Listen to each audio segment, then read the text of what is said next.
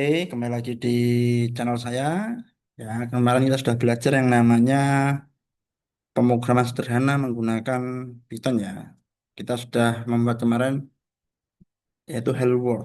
Ya, terus menginputkan nama, terus beserta alamatnya ya. Nah, itu kita sudah mempelajarinya dengan mudah. Cukup kamu inputkan saja variabelnya dipanggil. Jadi kalau enaknya Python itu kita nggak perlu banyak variabel, langsung kita jabarkan aja, langsung kita panggil aja sudah jadi. Nah, sekarang saya akan mengajarkan yang namanya penjumlahan. Ya, saya share screen dulu. Oke,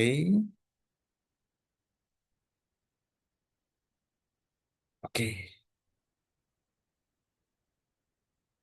Oke, teman-teman bisa diperhatikan ya di layar monitor kalian atau monitor HP ya, atau layar HP. Nah, di sini Pak Haris sudah membuat program, yaitu yang pertama itu program penjumlahan.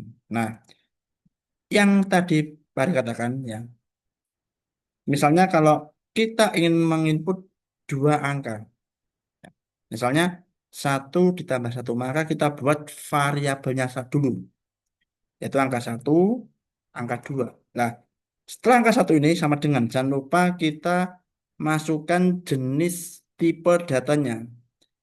Ini bari pakai integer karena apa ini hasilnya bilangan bulat. Nah, setelah itu input, apa yang mau dimasukkan? Nah, tentunya dimasukkan adalah angka pertama.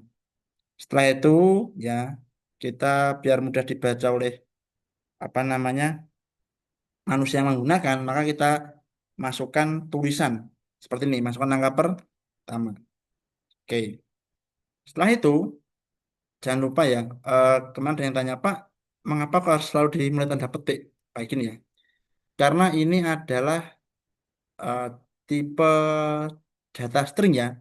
Jadi kalau kita mau menjabarkan atau mengetik sesuatu ya di luar variabel, kita harus pakai tanda petik biar tidak error dan dia menunjukkan bahwa ini, oh ini berarti ini dia jenisnya adalah teks seperti itu.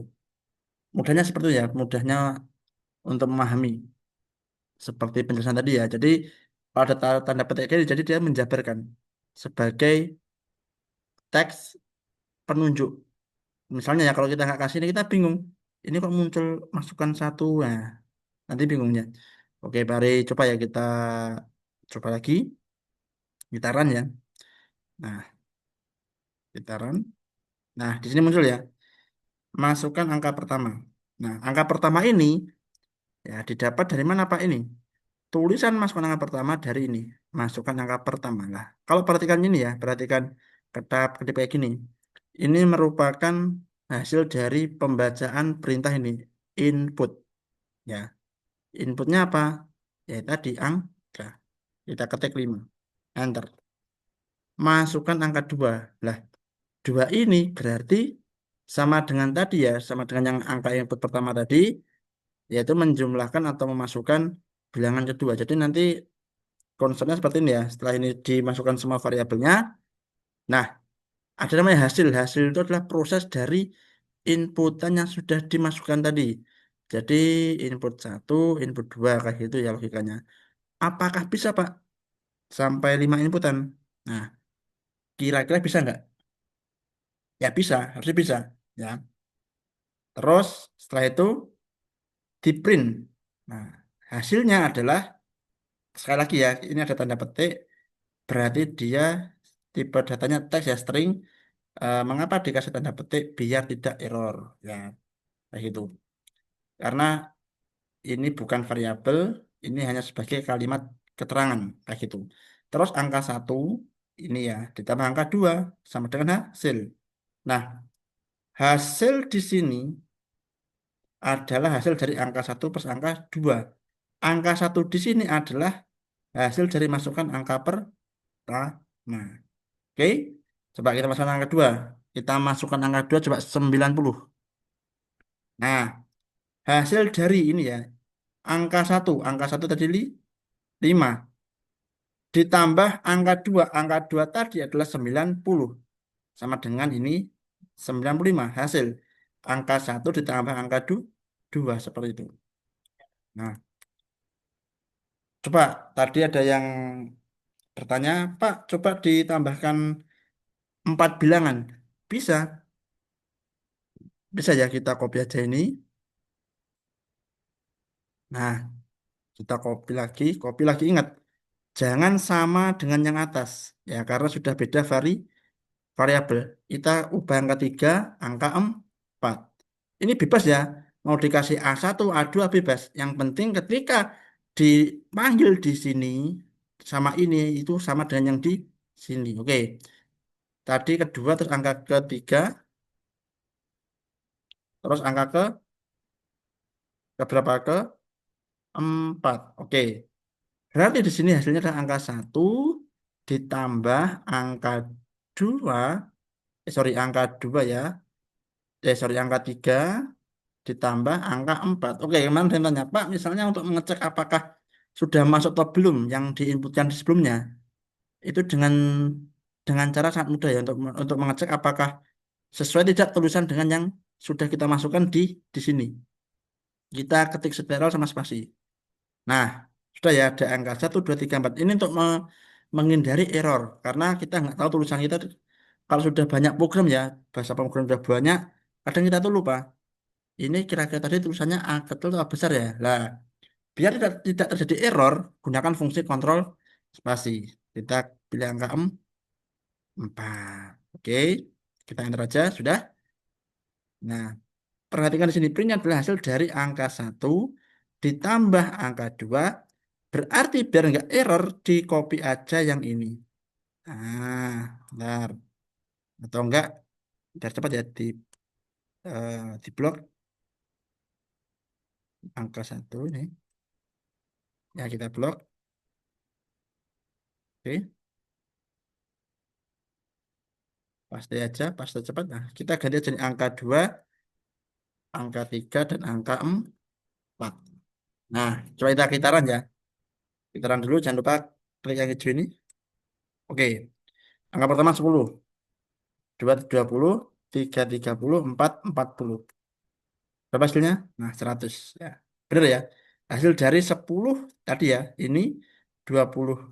Kita manggil yang kedua ini, 30, 40, 100. Hasilnya adalah 100. Nah, jadi mudah ya. Yang namanya, apa namanya, Python itu bahasanya sudah hampir menyerupai manusia.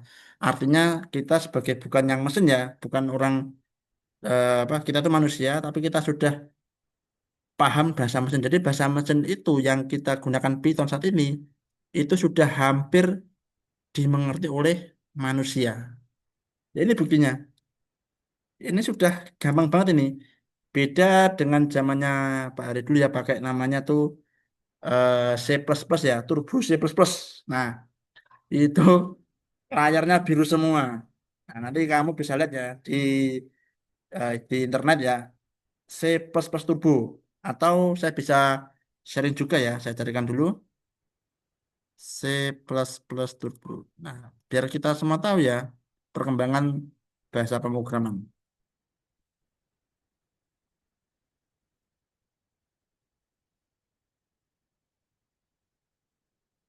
Nah, saya share screen dulu.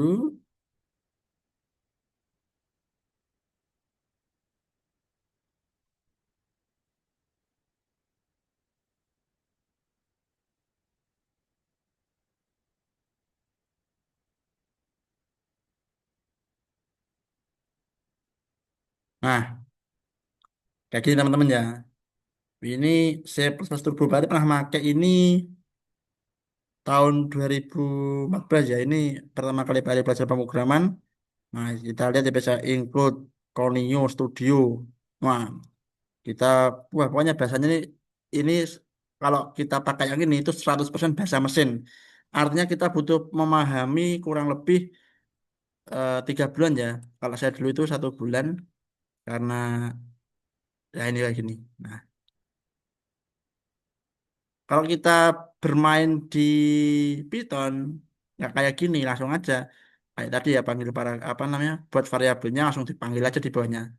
Tidak terlalu rumit. Kalau ini titik komanya itu harus diperhatikan. Ya memang kalau semua bahasa pemrograman itu harus diperhatikan semuanya. Nah, kayak gitu.